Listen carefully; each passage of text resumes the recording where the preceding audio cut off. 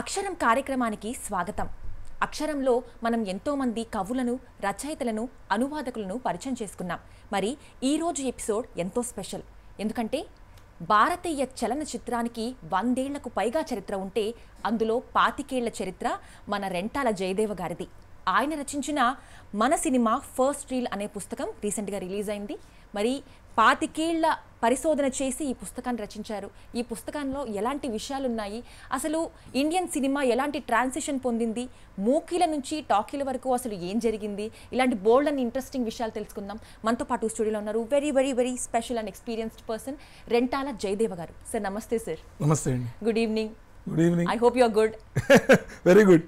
Alright sir, ముందు మా ప్రేక్షకులందరికీ మీ గురించి మాకు తెలుసు. మీరు ఎంత experience, 38 years of experience in journalism, and మీరు రివ్యూస్ ఎన్నో సినిమాలకి రాశారు.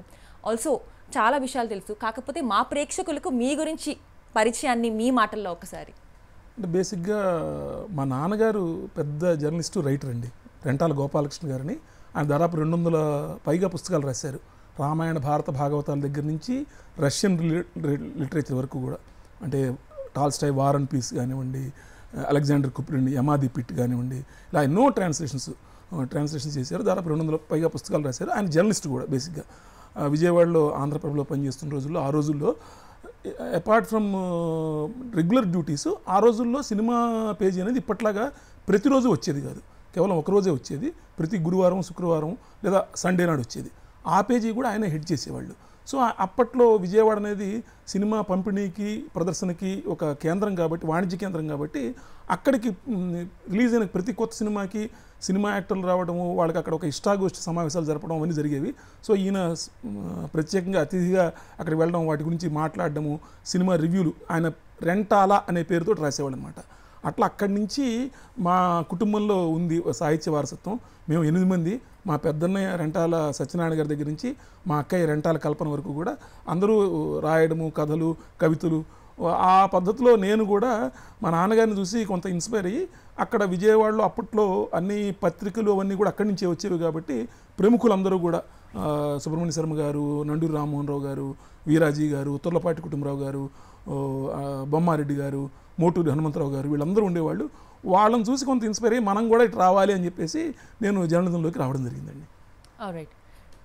అసలు ఈ బుక్ ఎందుకు రాశారు, ఈ బుక్లో ఏముంది అని ఇలాంటి క్వశ్చన్స్ అడిగే ముందు అసలు మన ఇండియన్ సినిమా గురించి ఇంత లోతుగా పరిశోధన చేసి రాయాలి అని మీకు ఎందుకు అనిపించింది? దానికి కూడా చిన్న బ్యాక్ స్టోరీ ఉందండి. మా నాన్నగారు ఇన్ని రచనలు చేసినా కూడా ఆయనకి ఎప్పుడూ కూడా దాదాపు 200 పైన పుస్తకాలు రాశారు. అభ్యుదయ కవుల్లో ప్రథమ స్థానంలో ఉన్నటువంటి కవులతో పాటు సరసన ఉన్న కవి ప్లస్ నాటకకర్త. ఇన్నైనా కూడా ఆయనకి గౌరవ డాక్టరేట్ ఎప్పుడు ఇవ్వలేదే. ఆయన ఈ పాస్డ్ అవే 1995 అనేది ఒక చిన్న వెలుతుండేది నాకు. అందుకని నేను డాక్టరేట్ చేస్తే కనుక నా ముందు నన్ను రెంటాలు చేయదేమంటారు కాబట్టి, ఆయన ఎప్పుడు అందరూ రెంటాల అంటారు కాబట్టి డాక్టర్ రెంటాల అన్నప్పుడల్లా that is my tribute to my father అనుకొని నేను డాక్టరేట్ చేయాలని అనుకున్నాను అనమాట. అనుకొని నేను అప్పటికి హైదరాబాద్ నుంచి మద్రాసులో ఇండియా టుడే అనే పత్రికకి వెళ్ళడం జరిగింది. అక్కడ నేను పనిచేస్తున్న రోజుల్లో మద్రాస్ యూనివర్సిటీలో నేను డాక్టరేట్కి, పిహెచ్డీకి రిజిస్ట్రేషన్ చేసుకొని అక్కడ సినిమా మీద మొట్టమొదటిసారిగా నేను పరిశోధన చేయడం మొదలెట్టాను. అఫ్కోర్స్ ఒక 6-7 years చేసిన తర్వాత ఐఎమ్ టాకింగ్ అబౌట్ అట్లీస్ట్ 2000 సంవత్సరం నాటి కథ ఇది. అప్పటికి ఇంత టెక్నాలజీ కానీ ఏమీ లేవు. ఏదైనా సినిమా వేయాలంటే VHS చూసుకొని రాసుకొని డైలాగ్స్ అన్నీ, అంటే నేను తెలుగు సినిమా మాట మీద చేద్దామని నేను అప్పటికే పాట మీద హెచ్ఎస్ బ్రహ్మానంద గారు, గౌరీ శంకర్ గారు, అట్లనే పైడిపాల గారు వీళ్ళందరూ చేశారు. సో మాట మీద, డైలాగ్స్ మీద ఎవరు చేయలేదు కాబట్టి డైలాగ్స్ మీద చేద్దాం అనుకొని మొదలుపెట్టిన వాడిని. ఒక 6 ఏళ్ళు అయ్యేటప్పటికి మా గైడ్కి పెద్దంతా దీనికంటే కూడా వేరే అంశం మీద చేయాలని ఇంట్రెస్ట్ ఉండేది. 6 ఏళ్ల తర్వాత ఈ టాపిక్ కొంచెం రిజిస్ట్రేషన్కి వెళ్ళి పూర్తిగా క్యాన్సిల్ అయిపోయే పరిస్థితి ఉంటే మా గైడ్ నన్ను పిలిచి కొంచెం చివాట్లు పెట్టి, అర్జెంటుగా నువ్వు టాపిక్ మార్చేసి పూర్తి చేసే పిహెచ్డీ అంటే, టాపిక్ ఆయన చెప్పిన టాపిక్ చేసి పూర్తి చేసి పిహెచ్డీ అయితే వచ్చేసింది. నాకు doctorate I was awarded in 2010. కానీ మొదలుపెట్టిన పరిశోధనాంశం ఏదైతే ఉందో, దక్షిణ భారతీయ సినిమా పరిశ్రమకి మాట ఎలా వచ్చింది, అంతకుముందు మూకీల నుంచి టాకీలకి ఎలా మారింది, అదే దాన్ని కొనసాగిస్తూ వచ్చా. అలా 2000 నుంచి కొనసాగిస్తూ వచ్చి మొన్న 2024 డిసెంబర్లో, అంటే 25 ఏళ్ళకి ఆ పుస్తకం మన సినిమా ఫస్ట్ అనే పుస్తకం రిలీజ్ చేయడం జరిగింది. ఆల్రైట్. సరే మూకీల నుంచి టాకీల వరకు వచ్చింది, ఆబ్వియస్లీ ఒక ట్రాన్సిషన్ అనేది జరిగింది. అక్కడి నుంచి ఇప్పుడు మనం చూసుకున్నట్లయితే వర్చువల్ రియాలిటీలో మన నిజంగా ఒక మనిషి ఉన్నట్టు లేకపోతే ఒక ఆబ్జెక్ట్ ఉన్నట్టు మనం అలా కూడా సినిమాలో యూజ్ చేస్తున్నాం. ఈ ట్రాన్సిషన్ ఏదైతే ఉందో, ఈ మార్పు ఎలా అయితే ఉందో ఫస్ట్ నుంచి కూడా బేసిక్ ఫస్ట్ సినిమా నుంచి ఎట్లా వచ్చిందంటారు? దీని గురించి మీ అభిప్రాయం ఏంటి? అంటే ఇప్పుడు నిజానికి సినిమా చాలా యంగ్ మీడియం అండి. 1895 ఐ థింక్ ప్యారిస్లో మొట్టమొదటిసారిగా మనకి ప్రదర్శన జరిగితే ఒక 6-7 మంత్స్ కల్లా మనకి 1896 జూలై అనుకుంటా బహుశా అప్పటికి మనకి ఇండియాకి వచ్చేసింది. ఫస్ట్ టైం ఇండియాలో చేశారు. అంటే గట్టిగా మాట్లాడితే అప్పటి నుంచి ఇప్పటికి 130 ఏళ్ళు సినిమా మన దేశానికి వచ్చి. ఈ 130 ఏళ్ళ యంగ్ మీడియము ఎన్నో మార్పులకు వచ్చింది. మొట్టమొదట మామూలుగా టాపికల్స్ అనేవాళ్ళు. అంటే ఇప్పుడు విమానం దిగుతున్న అంశాన్ని చిత్రీకరించేవాళ్ళు. అంటే మన న్యూస్ రీల్ లాంటిది అనుకోవచ్చు. లేకపోతే కుస్తీ పోటీ జరుగుతుంది, చిత్రీకరించేవాళ్ళు.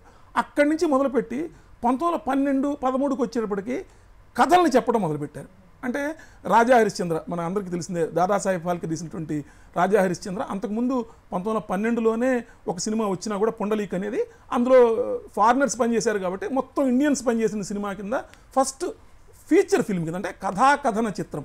ఫిల్మ్స్ ఉన్నాయి, కథను చెప్పడం అనేది రాజా హరిశ్చంద్ర దాదాసాహెబ్ ఫాల్కే తీసినటువంటి 1913లో అక్కడ మొదలైంది. అంటే 1913 నుంచి మళ్ళీ అగైన్ మనం కథలు చెప్పడం మొదలుపెట్టి సినిమా ద్వారా మళ్ళీ ఒక 112 ఏళ్ళు అయిపోయింది.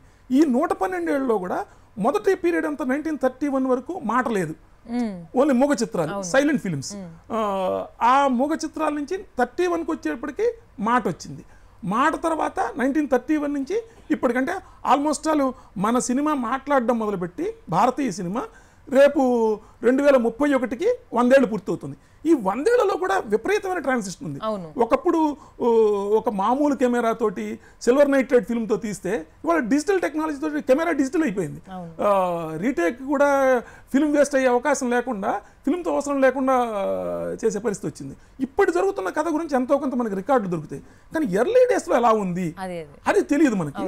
ప్లస్ మాట్లాడడం లేనప్పుడు ఎక్కడ తీసినా, అది ఇంగ్లాండ్లో తీసినా ఇండియాలో తీసినా అందరికీ మాట్లాడిన సినిమా కాబట్టి ఎక్కడైనా యూనివర్సల్ సినిమా. వన్స్ లాంగ్వేజ్ వచ్చిన తర్వాత లాంగ్వేజ్ తోటి మనకి సినిమా ఆయా భాషల సినిమాగా మారిపోతుంది. ఎగ్జాక్ట్లీ. సో అక్కడి నుంచి ఎలా మనం తెలుగు వాళ్ళం ఎలాగా భారతీయ సినిమా హిందీలో మొదలయ్యి ఆ తర్వాత తెలుగులో ఎలా వచ్చింది, తమిళంలో ఎలా వచ్చింది, మలయాళంలో ఎలా వచ్చింది, కన్నడంలో ఎలా వచ్చింది, ఆ మొట్టమొదటి జరిగిన ప్రయత్నం ఏంటి, మొదటి టాకీలు ఏమిటి అనేది ఈ ఫస్ట్ రీల్ సినిమాలో. అందుకనే మన సినిమా ఫస్ట్ రీల్ బుక్ పేరు. ఆల్రైట్, నిజంగా చాలా అద్భుతంగా ఉంది సార్. నేను పుస్తకం చదివాను, దాంట్లో మీరు ప్రతి పేజ్లో కూడా చాలా ఎవరికి ఎంత రీసెర్చ్ చేసినా ఎంత గూగుల్లో వెతికినా దొరకని ఇమేజెస్ని, అప్పట్లో ఏం జరిగింది, అప్పట్లో అసలు ఎలా ఉంది, ఆ ఇమేజెస్ని కలెక్ట్ చేశారు, ఇన్ఫర్మేషన్ కలెక్ట్ చేశారు. మీరు దాన్ని నిజంగా విజువల్గా మీరు దాన్ని ప్రింట్ కూడా చేశారు. That's really a great attempt. అయితే ఇప్పుడు నేను అడిగే క్వశ్చన్ చాలా మంది కూడా రిలేట్ అవుతారు, బికాస్ వ్యూవర్స్ కూడా. మేమందరం చదువుకున్నప్పటి నుంచి 10th క్లాస్లో కానీ సిలబస్లో మాకు వచ్చింది ఏంటి అంటే, మన ఫస్ట్ టాకీ మూవీ ఏదైతే మీరు అంటున్నారు భాషా రూపంలో మనకి వచ్చిన మొదటి సినిమా సౌత్ ఇండియాలో తెలుగులో 1932లో రిలీజ్ అయిన భక్త ప్రహ్లాద అని. ఇది అందరికీ తెలుసు, ఎవరిని నిద్రలో లేపి అడిగినా కూడా ఇదే చెప్తారు. కానీ అంతకన్నా 1931లోనే ఒక సినిమా వచ్చింది, అది మన తెలుగు వాళ్ళది. అందులో నటించిన హీరో కూడా తెలుగు అతను, హీరోయిన్ కూడా తెలుగు ఆమె అని చెప్పేసి ఇది మీరు చేసిన రీసెర్చ్ లో బయటపడిన విషయం. దాని గురించి చెప్పాలంటే హీరోయిన్ తమిళావిడ. ఒక చిన్న ఇదేంటంటే దీనికి కూడా మళ్ళీ ఒక చిన్న బ్యాక్ స్టోరీ ఉంది. ప్రతి కథకి ఒక వెనకాల తెర కథ ఉంటుంది. ఆ కథలే మాకు కావాలి సార్ ఈరోజు. యాక్చువల్లీ భక్త ప్రహ్లాద్ అనేది మనం ఎప్పుడు కూడా తొలి పూర్తి నిడివి తెలుగు టాకీ అనాలి, ఎందుకంటే అది 10 రీల్స్ ఫిలిం, అది ఫుల్ లెంత్ ఫిలిం. కానీ అదే మనం ఎప్పుడు చెప్పుకుంటూ వచ్చాము. దీని గురించి నేను పరిశోధన చేస్తున్నప్పుడు భక్త ప్రహ్లాద్ రిలీజ్ డే కూడా అంతకుముందు వేరే ఏదో ఉండేదండి, ఏదో 1931 సెప్టెంబర్ 15 ఉండేది. వాళ్ళు కాళిదాస్ అనే సినిమాని వాళ్ళ మొదటి టాకీ కింద చెప్పుకుంటూ ఉండి మా రిలీజ్ యాడ్ ఉంది, మీ దానికి నువ్వు రీసెర్చ్ చేస్తున్నావు కదా, నేను యూనివర్సిటీలో రీసెర్చ్ చేస్తున్నప్పుడు నేను ఉద్యోగం చేస్తూనే రీసెర్చ్ చేసేవాడిని. అనేటప్పటికీ అరే మనం కూడా ఒక ప్రూఫ్ సంపాదిద్దామని ప్రూఫ్ కోసం బయలుదేరితే అసలు భక్త ప్రహ్లాద్ అనే సినిమా 1931లో రిలీజ్ కాలేదు. 1932 జనవరిలో అది సెన్సార్ అయింది. 1932 ఫిబ్రవరి 6వ తారీఖున మన భక్త ప్రహ్లాద్ అనే సినిమా రిలీజ్ అయింది, అది కూడా బొంబాయిలో తీశారు, బొంబాయిలోనే ఫస్ట్ రిలీజ్ అయింది అని చెప్పేసి అంతా సెన్సార్ సర్టిఫికేట్తో సహా అప్పటి రిలీజ్ యాడు, అప్పటి రివ్యూ అన్నిటితో సహా సాక్ష్యాధారాలతో సహా. అప్పుడు ముంబైలో తీసింది తెలుగులో అంటున్నారా? ముంబైలో ఫస్ట్ టైం తెలుగులో తీశారు. అక్కడ ఎందుకు తీశారనడానికి కూడా కారణం ఉంది. మన సినిమా అప్పటికంతా మద్రాసి ఎక్కడా కూడా ఇంత ఎక్విప్మెంట్ ఉండేది కాదు. అప్పుడు కేంద్రం అంతా కలకత్తా ఆర్ ముంబై, కొంత కొల్హాపూర్, కొద్దిగా పూణే, అంతే తప్పితే 1930s నాటి సంగతి చెప్తున్నా. మద్రాసులో హైదరాబాద్లో మూకీలు తీసినా కూడా టాకీకి తగిన ఎక్విప్మెంట్ లేదు, టాకీకి తగిన స్టూడియోలో ఎక్విప్మెంట్ అక్కడ ఉండేది. అక్కడ వాళ్ళు తీసి అక్కడే రిలీజ్ చేశారు. అదంతా సాక్ష్యాధారాలతో రుజువు చేసేప్పటికీ అంతకుముందున 80 ఏళ్ల చరిత్ర మారిపోయింది. ఎందుకంటే డేట్ మారిపోయింది కదా, కరెక్ట్ డేట్ మొట్టమొదట ఎవరు అంగీకరించలేదు, కానీ నేను సాక్ష్యాధారాలను చూపించేప్పటికీ అంగీకరించారు 2011లో ఈ రీసెర్చ్. అప్పుడు ఆ సంవత్సరం నాకు అప్పటి ఉమ్మడి ఆంధ్రప్రదేశ్ ప్రభుత్వం నాకు ఉత్తమ సినీ విమర్శకుడిగా నంది అవార్డు కూడా ఇచ్చింది. క్రమంగా అందరూ కూడా సాక్ష్యాధారాలు చూపించేప్పటికీ అది ఒప్పుకున్నారు. కానీ అప్పుడు చేస్తున్న పరిశోధనలోనే నాకు ఇంకో కొత్త విషయం తెలిసింది. ఏంటంటే ఎవరైతే ఈ తమిళ చరిత్రకారులు కాళిదాసుని చెప్తున్నారో వాళ్ళు మాతులిటాకి అంటున్నారు, కానీ నిజానికి దానిలో తెలుగు తమిళం రెండూ ఉన్నాయి. ఆ మొట్టమొదటి టాకీలోనే కాళిదాసులోనే మన మొట్టమొదటి తెలుగు డైలాగ్స్ వినపడ్డాయి, తెలుగు పాటలు కూడా వినపడ్డాయి అనే విషయం నాకు కనపడి ఇది ఏంటి తెలుగు తమిళ్ ఎందుకు ఉంది, దీనిలో మన మాటలు పాటలు వినపడితే ఇంతకాలం మన చరిత్రలో ఎందుకు మనం వదిలేసాము దీన్ని అని మళ్ళీ దాన్ని ఇంకొంచెం లోతుగా 2011 నుంచి రీసెర్చ్ చేసుకుంటూ వచ్చానండి. రీసెర్చ్ చేసుకుంటూ వస్తే నాకు కొత్తగా తెలిసిన విషయం ఏంటంటే అనేక మంది ఇంతకుముందు కూడా దీని మీద పరిశోధన చేశారు, కానీ ఇది తెలుగు సినిమా అని చెప్పడానికి నా కొత్త పరిశోధనలో కొన్ని సాక్ష్యాధారాలు దొరికాయండి. యాక్చువల్గా కాళిదాస్ అనే సినిమా వాళ్ళు ఒక సినిమా కింద చెప్తుంటారు, కానీ ఇది ఒక సినిమా కాదు. యాక్చువల్గా ఇది 3 చిన్న సినిమాల సమాహారం. యాక్చువల్గా వాళ్ళు తీసిన వాళ్ళు కూడా తీసిన డైరెక్టర్ హెచ్ఎం రెడ్డి, ఇది తీసింది కూడా బాంబేలో మొట్టమొదటి ఇండియన్ టాకీ ఆలం ఆరా అనేది తీసిన ఇంపీరియల్ మూవీ టోన్ అనే సంస్థలో అర్దేశిర్ ఇరానీ అనే ఆయన తీశారు. అది ఫస్ట్ ఇండియన్ టాకీ 1931 మార్చి 14న రిలీజ్ అయింది. దానిలో మన హెచ్ఎం రెడ్డి గారు ఒక అసిస్టెంట్ కింద పనిచేశారు. అప్పుడు ఆ టాకీ హిట్ అయిన తర్వాత ఆ నిర్మాతకి ఏమనిపించిందంటే, నేను హిందీలో తీసాను, హిట్ అయింది, ఇది వేరే లాంగ్వేజ్లో కూడా వేరే లాంగ్వేజ్లో సినిమాలు తీయచ్చు కదా అని సౌత్ ఇండియన్ లాంగ్వేజ్లో తీస్తే బాగుంటుంది, మంచి మార్కెట్ ఉందని మనకి సౌత్ ఇండియన్ ఎవరున్నారంటే మన సెట్లోనే మనకి పనిచేసిన హెచ్ఎం రెడ్డి గారు ఉన్నారు కానీ ఆయన పిలిచారు. ఆయన సౌత్కి వచ్చి అప్పట్లోనే టాలెంట్ స్కౌట్ చేసి మద్రాసులో ఈ ఇందాక చెప్పిన తమిళ హీరోయిన్ టిపి రాజ్యలక్ష్మి అనే ఆవిడ్ని ఎంపిక చేసుకొని ఆవిడ్ని తీసుకుని వెళ్ళి అమ్మా నువ్వు వస్తావు. అప్పటికే ఆవిడ కొన్ని సైలెంట్ సినిమాలో హీరోయిన్, ప్లస్ స్టేజ్ మీద ఆవిడకి 20 ఏళ్ళు అప్పుడు అంతే, స్టేజ్ మీద పెద్ద ఆర్టిస్ట్ ఆవిడ. అప్పటికే స్టేజ్ మీద త్యాగరాయ కీర్తనలు నాటకాలు వేయడం అవన్నీట్లో, అందుకని ఆవిడని పిలిస్తే ఆవిడ వెళ్ళిన తర్వాత ఆవిడతోటి ప్రిమిటివ్ స్టేజ్ కదా, టాకీ ఎలా వస్తుందో తెలియదు కదా, నీకేమో వచ్చమ్మా అన్నాడు. అంటే నాకు మంచిగా పాటలు పాడతానండి అంది. పాటలు పాడించారు ఆవిడ చేత. ఆవిడ అప్పటికే స్టేజ్ మీద పాపులర్ అయినటువంటి త్యాగరాయ కీర్తనలు, తెలుగు త్యాగరాయ కీర్తనలు పాడింది, తమిళ లవ్ సాంగ్స్ పాడింది, తమిళ దేశభక్తి గీతాలు పాడింది. అవి ఒక సినిమా చేశారు. సరే మరుసటి రోజు గురోదయం అయిన తర్వాత ఇంకేం వచ్చమ్మా అన్నాడు. అమ్మ నేను స్టేజ్ మీద డ్యాన్స్ చేస్తాను, కురత్తి డ్యాన్స్ అంటారు తమిళంలో, తెలుగులో కురవంజి నృత్యం అంటారు. కురవంజి నృత్యం అనమాట, అది చాలా పాపులర్ ఆవిడ అప్పటికే. అవి చేస్తానంటే అయితే ఇంకోసారి కెమెరా పెట్టారు, అది ఇంకొక చిన్న సినిమా తీశారు. అంతకు ముందు ఒక చిన్న సినిమా, ఇది రెండో సినిమానేమో, ఈ డ్యాన్స్దేమో చిన్న సినిమా. ఇప్పుడు కథ చెప్పాలి కదా, కథ తీయాలని వచ్చింది.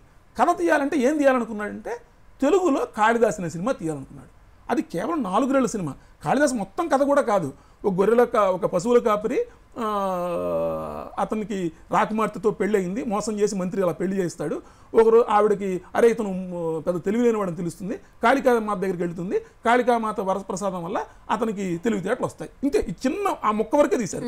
అందుకని 4 ఏళ్ల సినిమా అనమాట. దానికి మరి తెలుగులో తీయాలనుకున్నాడుగా, తెలుగు హీరోని తీసుకొచ్చాడు. ఇందాక మీరు అడిగిన మాటకి తెలుగు హీరో విఆర్ గంగాధర్ అనే అతను అప్పటికే స్టేజ్ మీద క్యారెక్టర్ ఆర్టిస్ట్గా ఫేమస్. అతన్ని తీసుకొని వచ్చారు. కానీ దురదృష్టవశాత్తు ఇప్పటికీ ఆయన గురించి పెద్ద సమాచారం లేదు. ఈ పుస్తకం కవర్ పేజీ మీద అతని ఫోటో ఇంతవరకు క్లియర్గా ఉన్న ఫోటో ఈ కవర్ పేజీ మీద కూడా నేను వాడడం జరిగింది. ఫస్ట్ టైం ఇంతవరకు చరిత్రలో కూడా ఈ ఫోటో ఇప్పుడు బయటికి రాలేదు. నా రీసెర్చ్లో బయటకు వచ్చింది.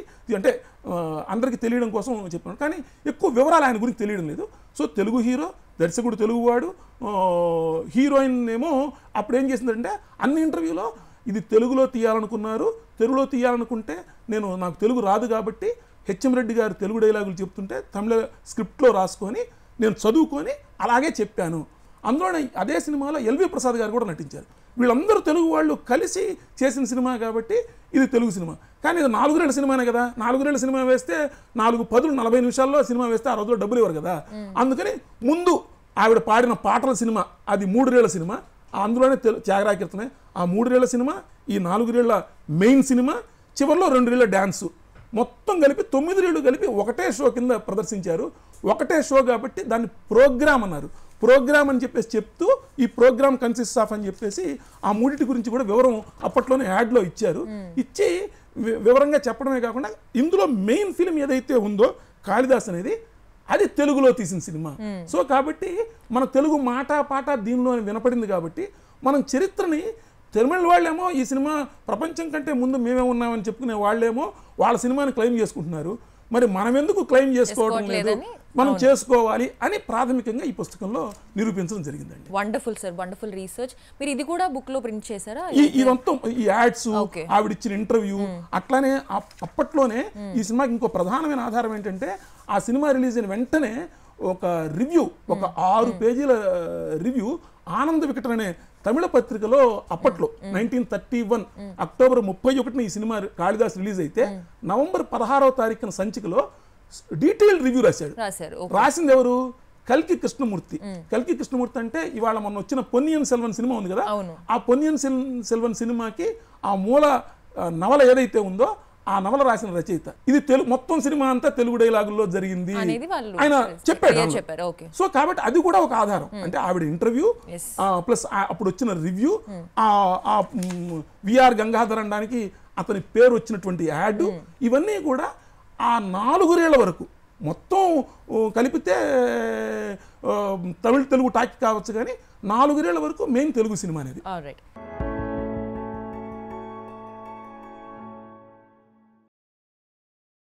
సరే, ఇప్పుడు ఇవన్నీ కలెక్ట్ చేశారు కదా మీరు. యూజువల్గా మనం ఏదైనా రీసెర్చ్ చేస్తే 1 year పడుతుంది, 6 months పడుతుంది, మాక్సిమం 5 years పడుతుంది. ఒక సినిమా కూడా తీయడానికి, బాహుబలి లాంటి సినిమా తీయడానికి వాళ్ళకి 5 ఏళ్ళు మాక్సిమం పట్టింది సార్. 1 part, 2nd part కూడా వచ్చేసింది. మీరు ఇవన్నీ కలెక్ట్ చేయడానికి మీరు నాకు తెలిసి దేశ నలుమూలలకి వెళ్ళుంటారు వాళ్ళ దగ్గర నుంచి. బికాజ్ ఇప్పుడు అందరూ ప్రతిదీ అడిగేది ఏంటంటే ఒక ఇష్యూని మనం బయట తీసుకొచ్చి దీని గురించి మాట్లాడితే ఖచ్చితంగా ప్రూఫ్ అడుగుతారు. Obviously without proof they are not gonna believe this. ఇవన్నీ కలెక్ట్ చేయడానికి మేము వినింది ఏంటంటే మీకు 25 ఏళ్ల టైం పట్టింది ఈ పుస్తకాన్ని ఒక రూపంలోకి తీసుకొచ్చి మా ముందు పెట్టడానికి అని చెప్పేసి. ఇవన్నీ కలెక్ట్ చేసే ప్రాసెస్లో మీరు ఇన్నోవేట్ చేసిన కొత్త విషయాలు ఏంటి? మీకు ఎంత స్ట్రగుల్ అయ్యారు ఏవైతే ప్రూఫ్స్ అవన్నీ ఉన్నాయి కలెక్ట్ చేయడానికి? ఎవరెవరిని కలిశారు? వాళ్ళ దగ్గర నుంచి ఎలాంటి ఇన్ఫర్మేషన్ మీరు గ్యాదర్ చేశారు? ఈ ప్రాసెస్లో మిమ్మల్ని మీరు ఏ విధంగా మలుచుకున్నారు? ట్రాన్సిషన్ అంతా ఎలా జరిగింది? దాని గురించి చెప్పండి. అంటే ఇప్పుడు రిసెర్చ్ అనేది చాలామంది అంటారండి అరగంటలో చేసేస్తాం, పావు గంటలో చేసేస్తాం. ఇది ఇప్పుడు గూగుల్ కొడితే వచ్చే రోజులు కాదు. నేను మాట్లాడుతుంది 2000 సంగతి పరిస్థితి మాట్లాడుతున్నాను. 2000 నుంచి మీరు 25లో ఉండి ఒకసారి బ్యాక్ వెళ్ళి చూస్తే అప్పుడు సెల్ ఫోన్ కూడా లేదు. పూనుకున్నారు సార్ ఇలాంటి ఒక బుక్ రాయాలి అని చెప్పి? బుక్ రాయాలని పూనుకోలేదు. నేను యాక్చువల్గా పరిశోధనకు పూనుకున్నాను. యూనివర్సిటీలో రీసెర్చ్ కోసం పూనుకొని రీసెర్చ్ 1999 ఎండ్లో ఆ 2000లో నా రిజిస్ట్రేషన్ స్టార్ట్ అయింది. అప్పటి నుంచి చేసుకుంటూ వచ్చి 2011కి భక్త ప్రహ్లాద్ వరకు కనిపెట్టి బయటకు వచ్చేసింది. 2011 నుంచి ఈ 24 చివరి వరకు, అంటే ఈ 14 ఏళ్ళు, ఈ 13 ఏళ్ళు కాళిదాస్ అనే సినిమా అంటే మీరు ఒకటి చెప్పారు, అది కాదు అని నేను చెప్పాలనుకోండి, వితౌట్ ప్రూఫ్ చెప్పడానికి వీల్లేదు. ప్లస్ ప్రూఫ్లన్నీ ఇక్కడ సిద్ధాంతం కింద ఒక పుస్తకంలో మనకేమి ఉండవు. నేను దీనికోసం వేటపాలెము, మద్రాస్ ఆర్కైవ్స్, హైదరాబాద్ తార్నాక ఆర్కైవ్స్, అట్లనే పూణే, బాంబే, ఢిల్లీ, రాజమండ్రి, విజయవాడ, వేటపాలెం, అట్లనే వేరియస్ ఇంటర్నేషనల్ యూనివర్సిటీస్ నుంచి నేను మాట్లాడి వాళ్ళ దగ్గర నుంచి, అమెరికా నుంచి రకరకాల వాటి నుంచి కూడా పుస్తకాలు తీసుకొచ్చి వాటి నుంచి ప్రూఫ్స్ తీసుకొచ్చి ఈ పుస్తకంలో నేను ఏం మాట్లాడినా, ఎక్కడి నుంచి తీసుకున్నాను, ఎవరితో మాట్లాడి ఇంటర్వ్యూ చేసి తీసుకున్నాను, ప్లస్ ఈ ఫలానా యాడ్ తీసుకుంటే ఎక్కడి నుంచి తీసుకున్నాను, దాదాపు 2000 ఫోటోలు ఈ పుస్తకంలో ఉన్నాయి ప్రూఫ్స్. ప్రతి దానికి ప్రూఫ్ ఇచ్చి పక్కనే ఒక ఆధారం కూడా, ఆధారం ఫలానా 1931 నవంబర్ 16 నాటి ఆనంద వికటంలో వచ్చిన రివ్యూ ఫలానా పేజీ నెంబరు.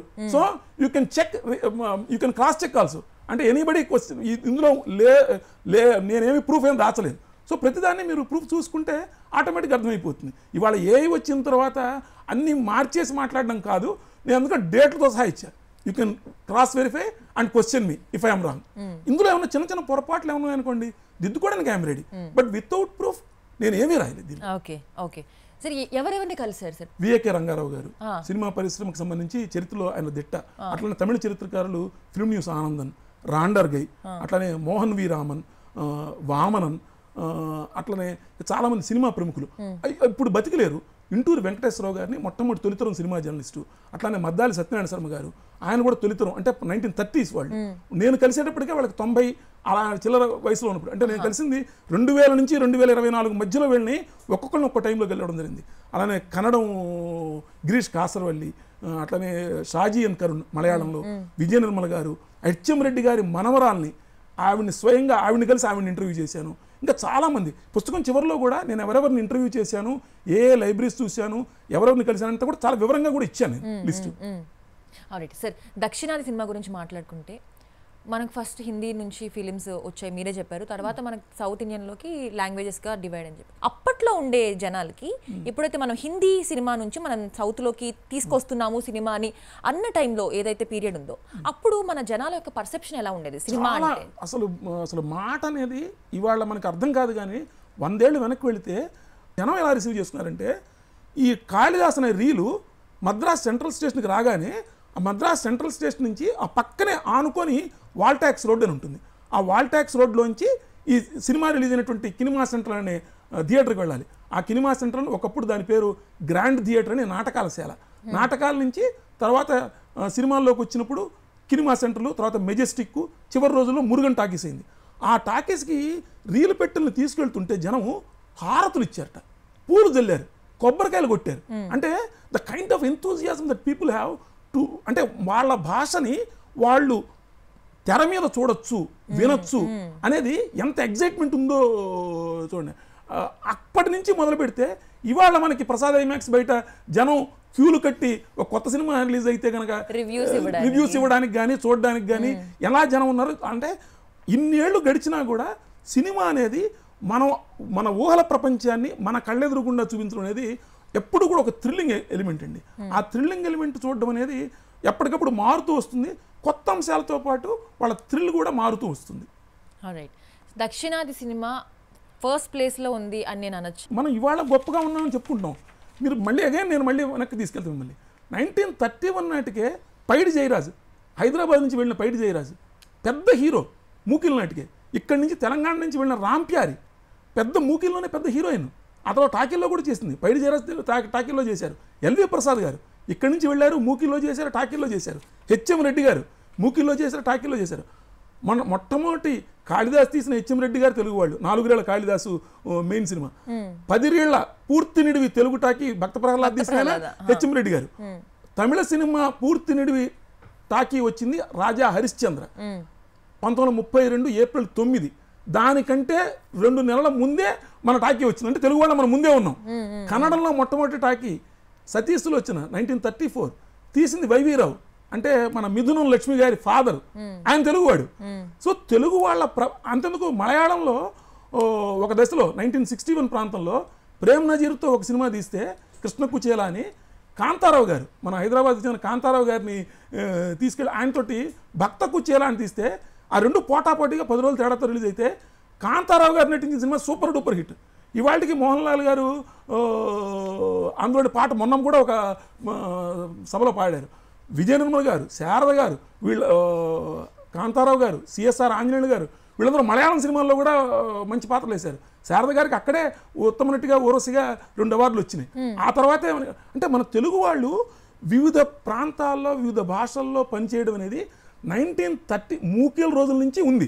అది ఇవాళకి వచ్చేటప్పటికి మనకి ప్రామినెంట్గా మీడియా కూడా పెరిగేటప్పటికి ఇవాళ మనం ఒక రాజమౌళి గారి గురించి, ఒక సుకుమార్ గారి గురించి, మరొక అల్లు అర్జున్ కాదు మలయాళ సినిమాలో టాప్ హీరో కావడంతో మల్లు అర్జున్ అని ఇవాళ మాట్లాడుకుంటాం. కానీ అక్కడి నుంచి ఇక్కడ దాకా ఉంది. So we are proud. అందుకనే మనకి ఎంతో ఘన చరిత్ర ఉంది. మన చరిత్రని మనం వదులుకోకుండా మొదటి రోజుల నుంచి వాళ్ళు ఎవరో చెప్పుకోవడం కాదు, వాళ్ళ సినిమాని చెప్పుకున్న దాంట్లో మన భాగం ఉంటే రైట్గా మనం క్లెయిమ్ చేయాలి. అందుకనే కాళిదాస్ విషయంలో నేను ఈ ప్రతిపాదన తీసుకొచ్చింది కూడా కారణం అదే. అందుకనే మనం ఈ చరిత్రని పునర్నిర్మించుకోగలిగితేనే, మనం మర్చిపోయిన చరిత్రను చెప్పుకోగలిగితేనే ఇవన్నీ తవ్వి తీస్తే చాలా బయటకు వస్తాయి. అవి తవ్వి తీయాల్సిన అవసరం ఉంది.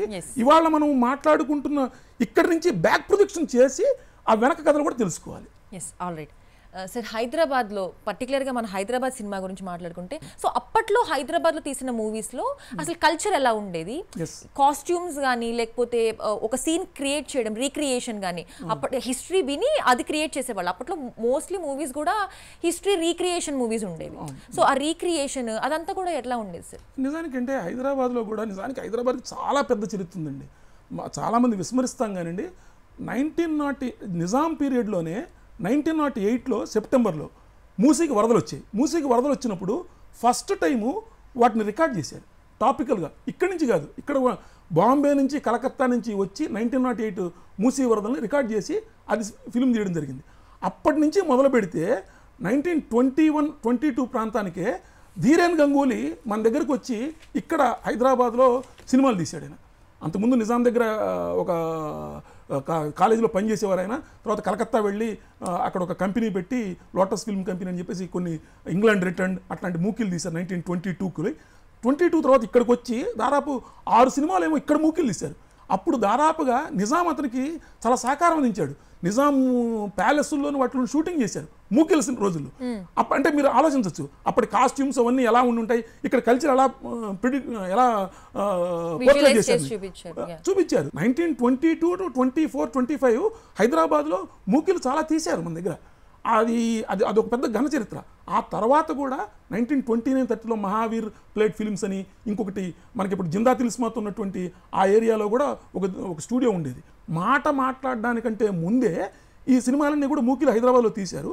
తీసిన తర్వాత మాట వచ్చిన తర్వాత అది రకరకాల రూపాంతరాలు చెందుతూ మీరు చెప్పినట్టుగా తెలంగాణ కల్చర్, ఇప్పుడు మా భూమి ఎంత చక్కటి తెలంగాణ కల్చర్ని ప్రతిబింబించిన సినిమా అండి. అట్లా అనేక సినిమాలు నేను ఇప్పుడు అంటే మనకు సమయాభావం లేనని చెప్పడం లేదు కానివ్వండి, అనేక సినిమాలు అప్పట్లో మీకు అవన్నీ కూడా మన కల్చర్ని పోర్ట్రే చేస్తూ వచ్చినాయి.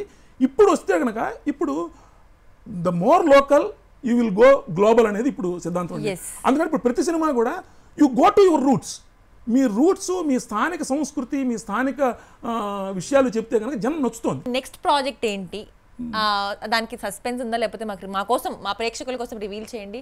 అలానే రాబోయే తరాలకి, రాబోయే జర్నలిస్టులకి, ఎవరైతే మూవీ క్రిటిక్స్ అవ్వాలనుకుంటారో, రివ్యూస్ రాయాలి అనుకుంటారో, వాళ్ళకి మీ నుంచి ఇచ్చే మెసేజ్ ఏంటి? మెసేజ్ ఇచ్చేంత పెద్దవాడిని కాదు కానండి, ఒకటి మటుకు చేసే ఏ పని చేసినా చిత్తశుద్ధితో చేయండి, నిజాయితీగా చేయండి, నిలబడండి. నిజాయితీకి నిలబడితే ఇవాటికి కూడా చాలా గందరగోళం ఉన్న రోజుల్లో కూడా ఎవడు చక్కగా ఎవడు నిజం చెబుతున్నాడు అనే వాడి వైపు జనం నిలబడతారు. అది చెప్తే కనుక మీరు ఏం రాసినా కూడా జనం చూస్తారు, చదువుతారు. రాబోయే పుస్తకం అంటే ఇంకా చాలా చెప్పాల్సింది. ఇప్పటికే 566 పేజీలు అయ్యింది, 2000 ఫోటోలు అయినాయని ఇక్కడికి ఈ పుస్తకం తీసుకొచ్చాను. ఇంకా భక్త ప్రహ్లాద గురించి ఇంకా చాలా విషయాలు చెప్పాల్సింది. మేబీ భగవంతుడు అనుకూలిస్తే, దీనికి ఆదరణ లభిస్తే, పుస్తకాలు కనుక వేసిన పబ్లిషర్కి అన్నీ అమ్ముడైతే తర్వాత దీన్ని ఫస్ట్ రీల్ని సెకండ్ రీల్ థర్డ్ రీల్ కూడా చేయాలన్న ఆలోచన అయితే ఉంది. అది గాడ్ విల్లింగ్. జీవితంలో ఏం చేయాలన్నా కూడా మీరు గమనించకపోతే కనుక మీరు వెనకబడిపోతారు. ప్రతిదీ గమనించి దానిలో మనకు కావాల్సింది తీసుకోండి, అక్కర్లేని వదిలేసేసేయండి. అది చేస్తూ ఉన్నంతకాలం you will be always relevant and you will be ahead of times some times and at least you will be along with the times. Thank you అండి. Thank you. మన తెలుగు వాళ్ళ గొప్పతనాన్ని ఎంతో చక్కగా చెప్పారు. Thank you so much. Thank you అండి. దూరదర్శన్ యాదగిరి ప్రేక్షకులకు కూడా థ్యాంక్ యూ. చూసారు కదా ఇవాల్టి అక్షరం ఎపిసోడ్. మరొక అక్షరం ఎపిసోడ్లో మరొక మంచి గెస్ట్తో మీ ముందుకు వస్తాము. Until then keep watching DD Yadagiri. This is Apoorva signing of.